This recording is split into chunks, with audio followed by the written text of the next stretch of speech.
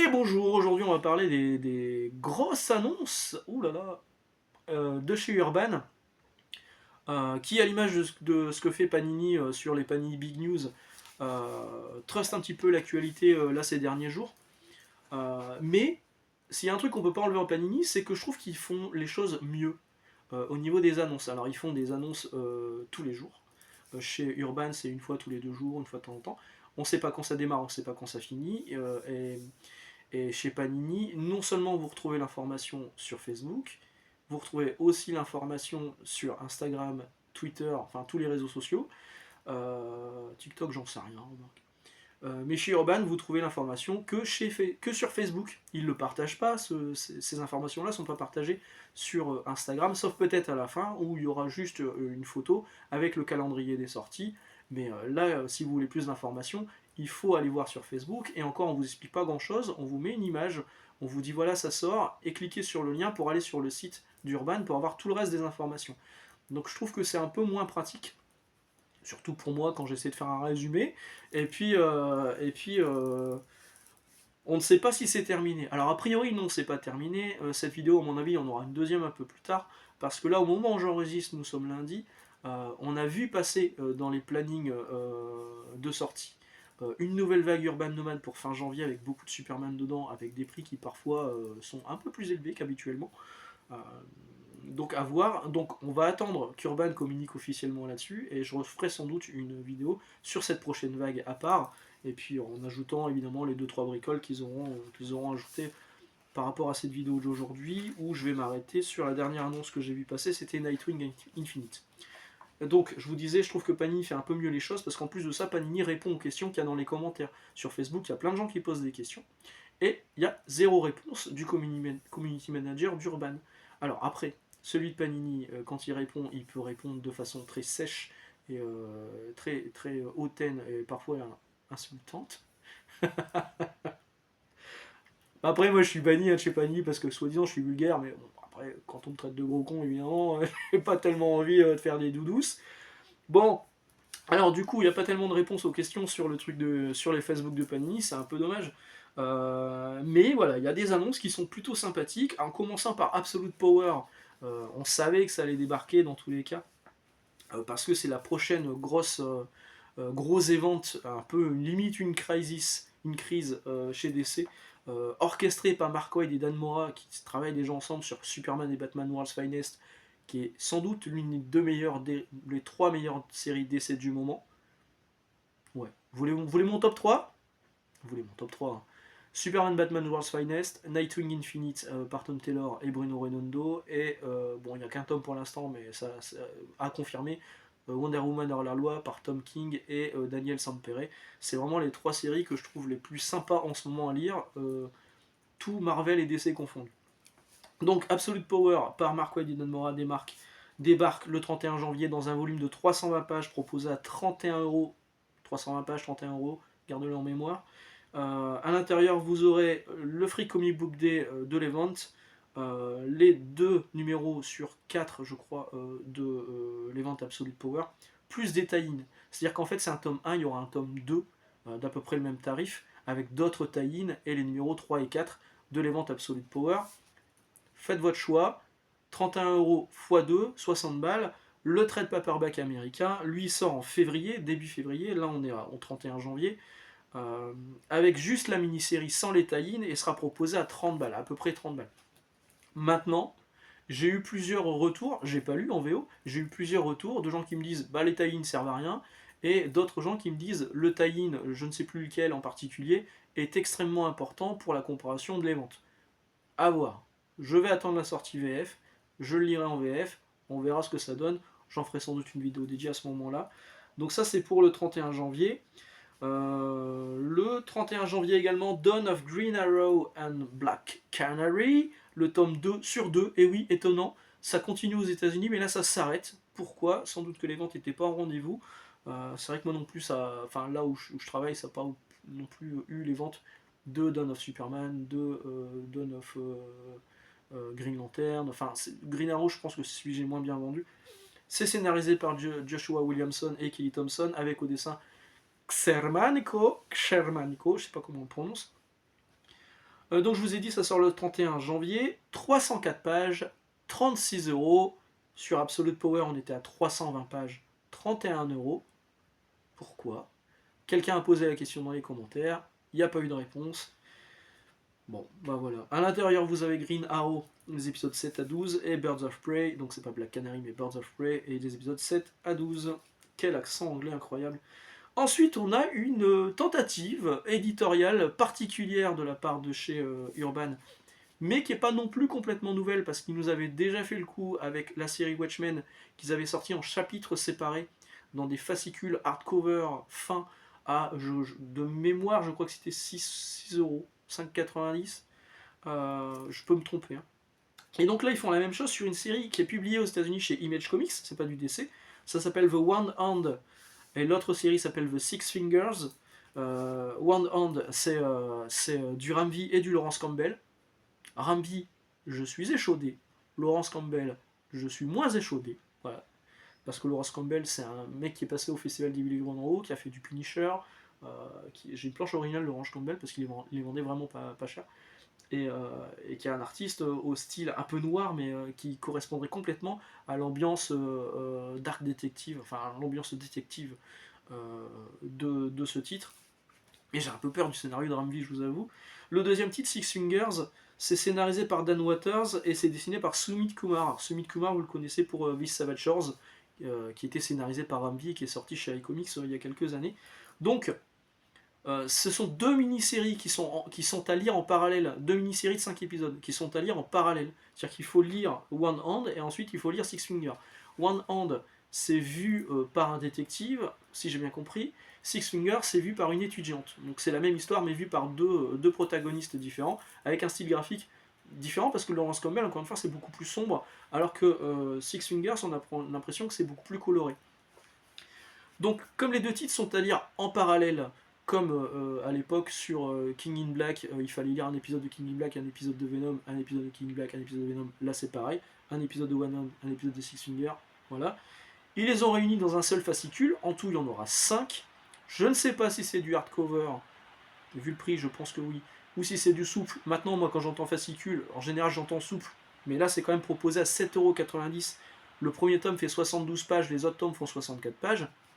Bon, si c'est pas du hardcover, hein, c'est un peu cher. C'est un peu cher.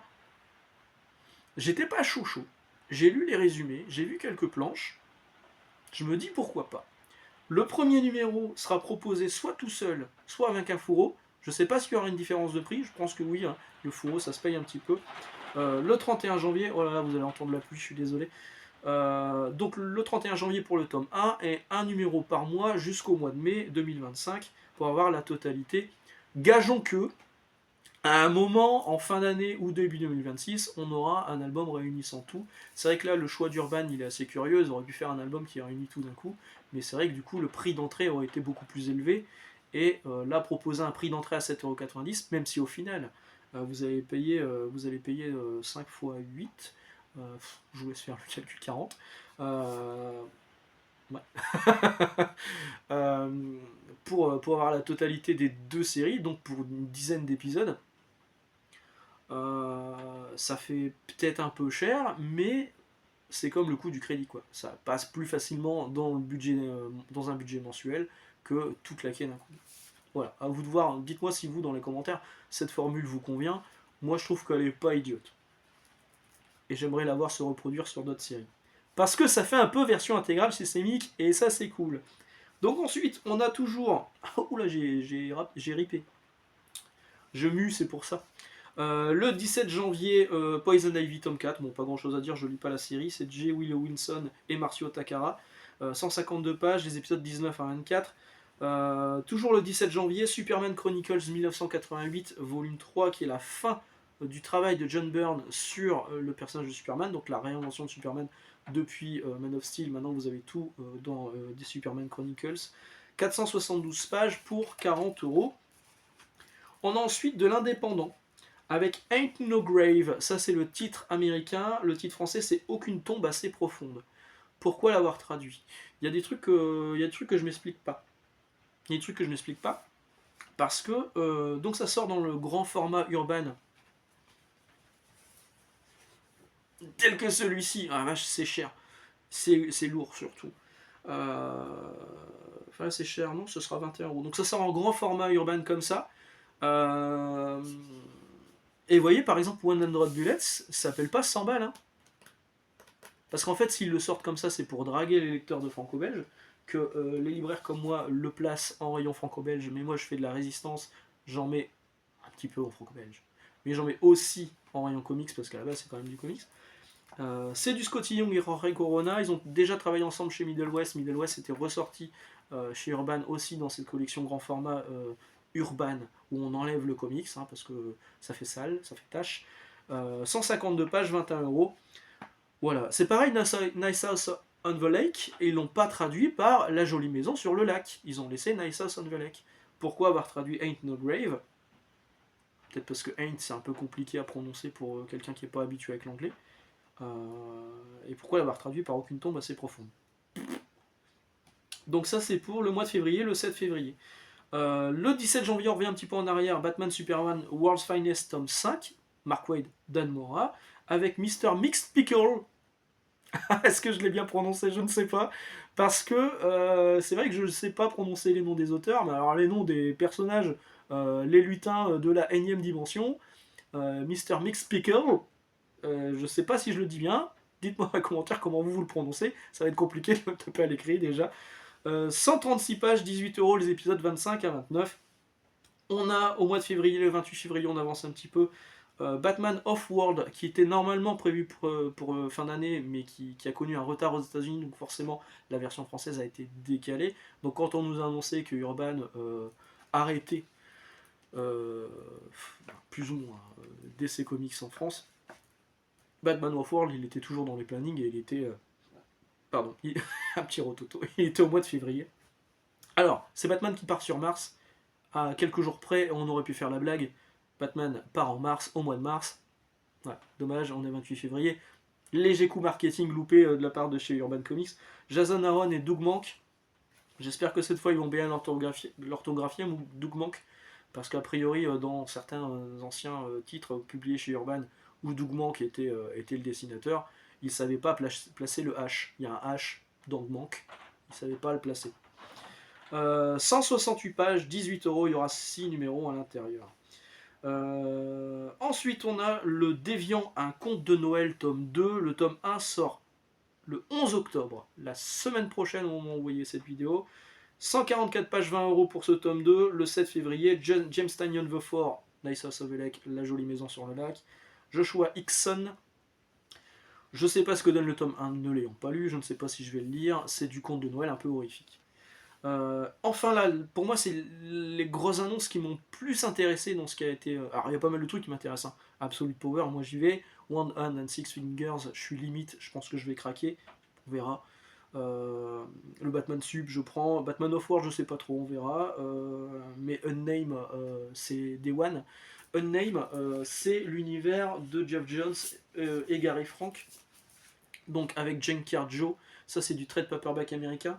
C'est sorti en VF sous le nom The Unnamed Junkyard Joe. Avec Geiger, qui est sorti en France sous le nom The Unnamed Geiger. Et pourquoi je prendrais la VF alors que là j'ai de la VO?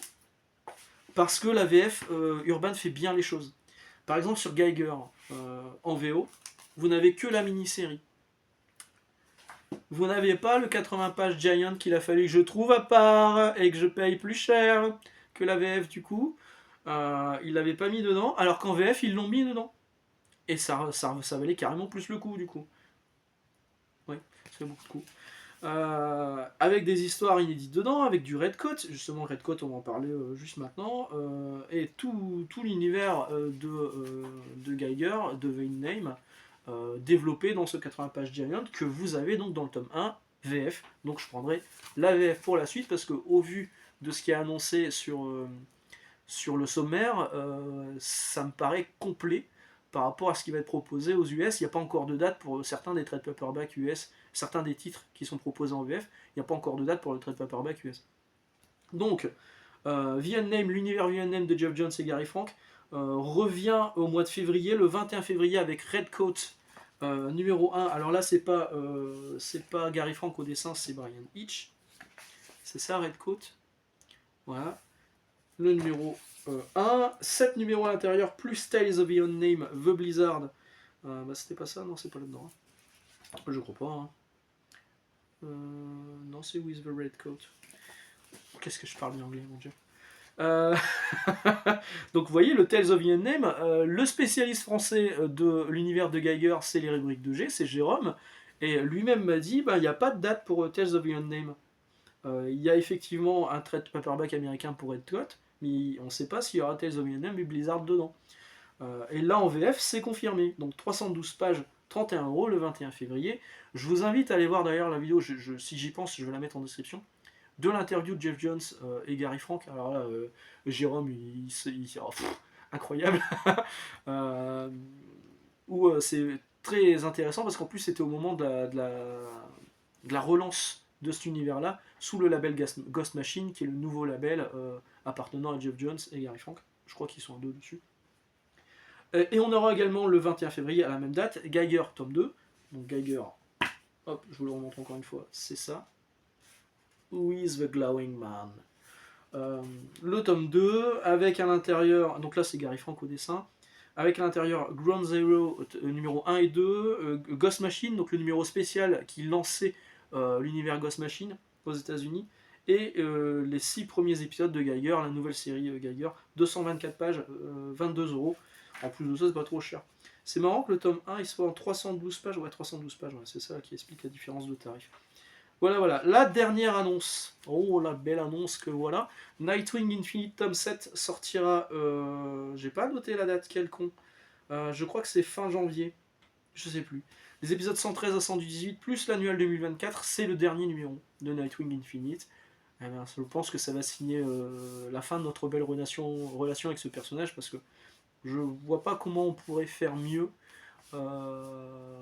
sur Nightwing que ce qu'a fait Tom Taylor et Bruno Redondo. Je me suis régalé, aussi bien au niveau... Alors le scénario parfois il est effectivement un peu tiré par les cheveux, mais les mises en page de Redondo étaient juste incroyables. 208 pages, 22€. J'ai pas noté la date, juste ouais, voilà, une petite annonce rapidos, mais ça vous le savez. Parce que j'en ai parlé en début de vidéo, il y aura sans doute une annonce faite par Urban pour la nouvelle vague nomade, qui sera a priori entièrement dédiée à Superman. Pas de Fable, pas de Batman, pas de machin. Alors pour les gens qui critiquent tout le temps, Urban ne fait que du Batman, bah pour le coup là vous allez avoir que du Superman.